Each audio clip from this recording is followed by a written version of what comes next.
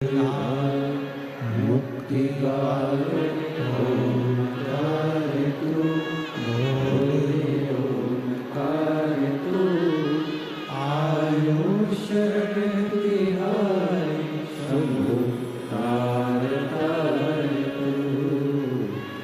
ये पवित्र भूमि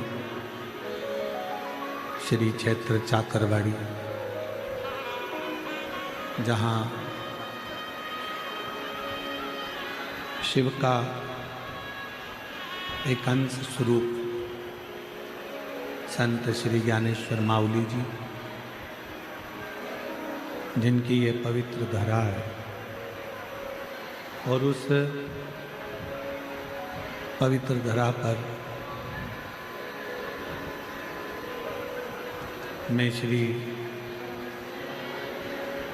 महादेव महाराज जी को धन्यवाद दूं कि उन्होंने इस पवित्र कथा का लाभ आप और हमको चाकरवाड़ी क्षेत्र में दिया है। एक बार श्री महादेव महाराज जी के लिए जोरदार तालियां जाकर साधु का।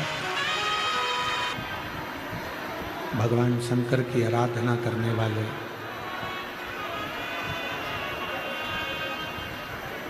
सभी शिव भक्तों को बहुत बहुत साधु का है।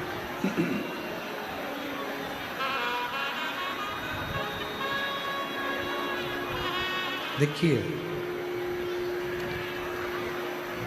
भगवान शिव की आराधना जरूरी नहीं कि हम जल होगा तभी भगवान शिव को राजी कर सकेंगे। हमारे पास में कोई बेलपत्र होगी तो ये हम भगवान शंकर को राजी कर सकेंगे। हमारे पास में कोई पुष्प होगा तो हम भगवान शिव को राजी कर सकेंगे। शिव महापुराण की कथा कहती है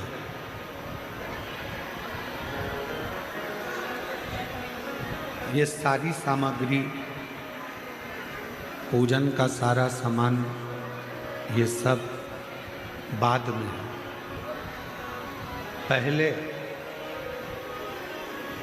सबसे ज़्यादा अगर कोई जरूरी है, सबसे ज़्यादा यदि कुछ जरूरी है तो वो हमारा दिल, हमारा मन भगवान को समर्पित करना जरूरी है।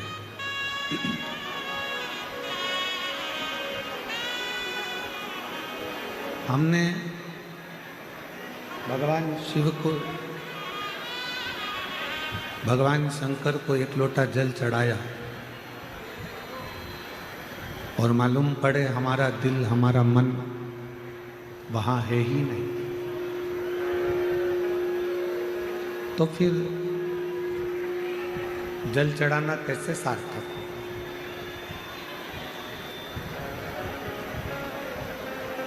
मंदिर की ही बेलपत्र उठाकर वापिस भगवान शंकर को समर्पित कर देना, भगवान शिव को चढ़ा देना, ये कब स्वीकार करते हैं भगवान?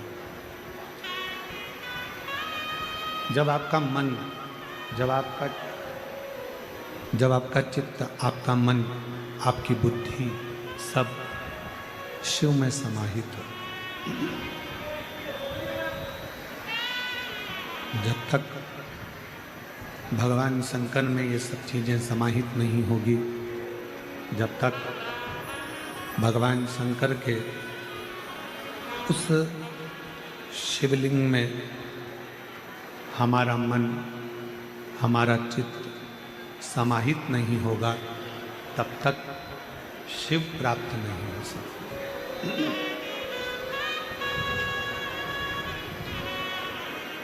भगवान शंकर की प्राप्ति का केंद्र बिंदु है हमारा दिल, हमारा मन, हमारा चित्त।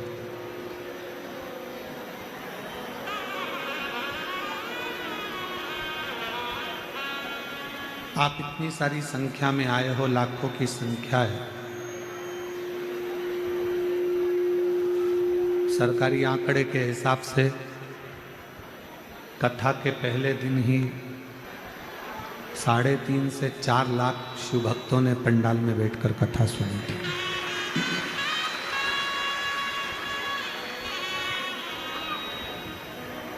और मैं थोड़ा सा महादेव महाराज जी को इस चीज के लिए धन्यवाद देना चाहूंगा।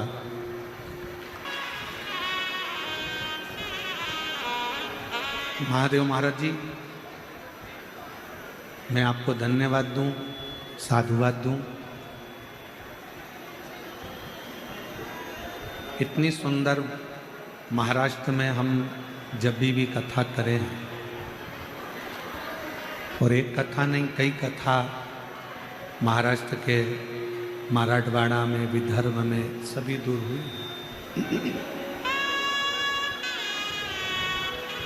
पर जो भोजन व्यवस्था चाकरवाड़ी में देखने को मिली वो भोजन व्यवस्था कहीं देखने को नहीं। हलवा क्या, सीरा बना, हलवा बना, बूंदी बनी, चावल बना, सब्जी बनी, कढ़ी बनी, मिक्सचर बना, और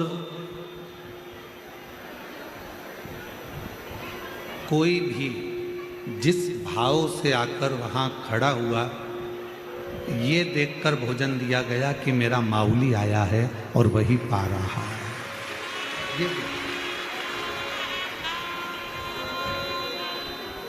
मैं इस पवित्र शिव महापुराण की कथा में संत ज्ञानेश्वर माउली की इस पवित्र धरा से मैं महादेव महाराज जी आपको, नारायण महाराज जी आप सबको धन्यवाद दूं। बहुत बहुत साधुवाद।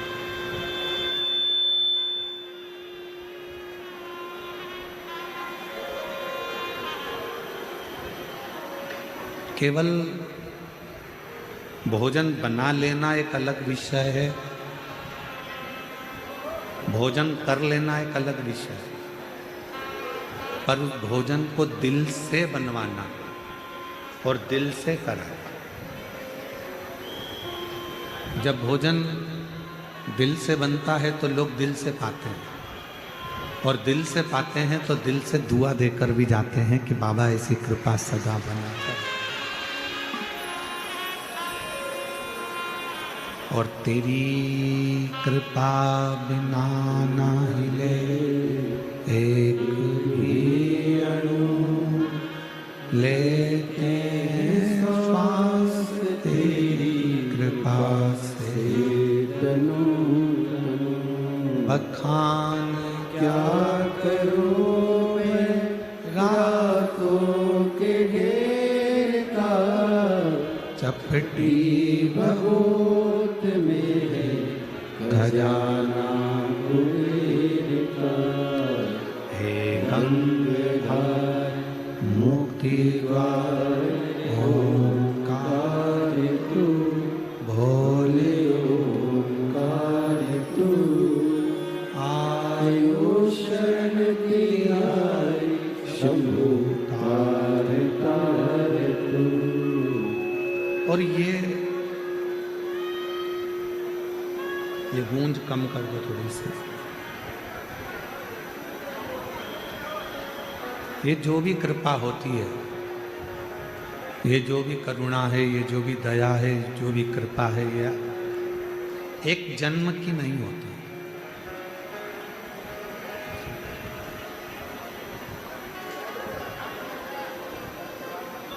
एक उत्तर देना बीड़ वालों, जितने चाकरवाड़ी में कथा सुन रहे हो सब उत्तर देना।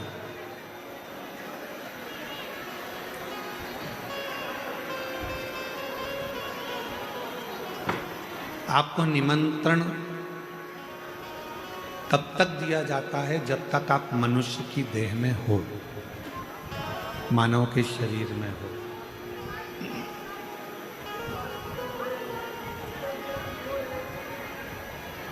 कब तक आपको बुलाया जाता है? जब तक आप मनुष्य के शरीर में हो।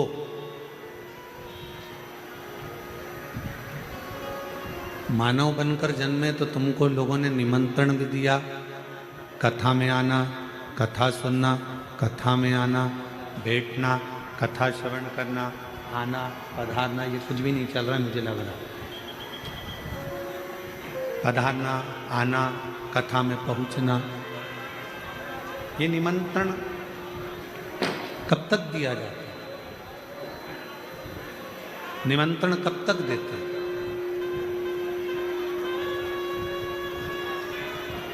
जब तक ये मानव का शरीर है। मनुष्य के शरीर में जन्मे हैं इसलिए कोई हमको बुला रहा है। आप और हम मनुष्य के शरीर में जन्मे हैं इसलिए कोई आप और हमको कथा में बुला रहा है। मान लो अगला जन्म कुत्ता का हो गया, पशु पक्षी का हो गया, जानवर का हो गया, कोई जीव जंतु का हो गया, तो कोई निमंत्रण देने बुलाएगा क्या? जम के तो बोलो।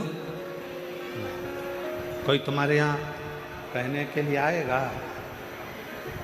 कोई तुम्हारे यहाँ बोलने के लिए आएगा कि आप हमारे यहाँ कथा सुनने के लिए आए? आप शिव जी को एक लोटा जल चढ़ाने जाना, भगवान की भक्ति करने जाना, आप भजन करने जाना, आप स्मरण करने जाना, आप मंत्र जाप करने जाना, कौन बुलाएगा आपको?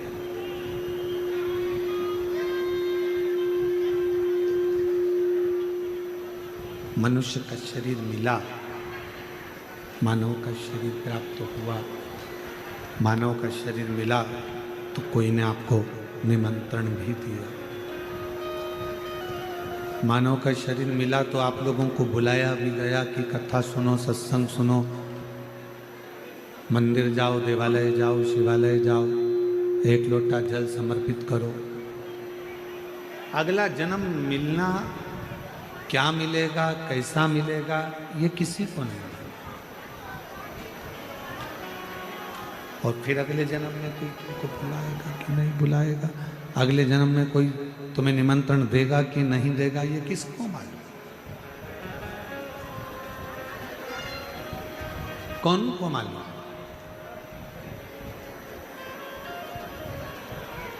इसलिए मेरे देवाधिदेव महादेव को धन्यवाद देते रहा करो, मेरे शंकर भगवान को बार बार साधुवाद देते रहा करो कि आपने मुझे मानव का शरीर दिया और मैंने सत्संग किया।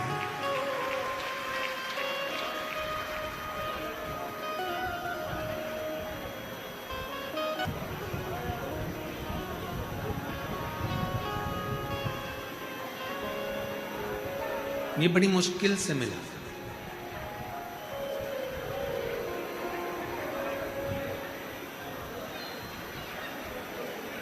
मानव शरीर अगर मिल गया और उस मानव शरीर में भी भगवत भजन हो गया तो ये समझ लो कि शिव की कृपा, शिव की करुणा। और तेरी कृपा बिना न हिले एक भी अणु, लेते हैं श्वास तेरी कृपा से तनो तनो। दो भूख है, एक तन की भूख होती है, एक मन की, प्रेशर बढ़ाओ प्रेशर, तन की भूख और एक मन की भूख, दो भूख है। एक तन की भूख होती है, एक मन की भूख होती है, और इन दोनों भूख को, इन दोनों भूख को कभी समाप्त करा नहीं जा सकता। तन की भूख और मन की भूख, ये दो भूख है, और इन दोनों भूख को कभी समाप्त नहीं करा जा सकता। ना ये तन की भूख समाप्त होती है, ना मन की भूख समाप्त होती है। फिर शिव महापुराण की कथा कहती है कि इन दोनों भूखों के समाप्त नहीं होती तो फिर करा क्या जाए।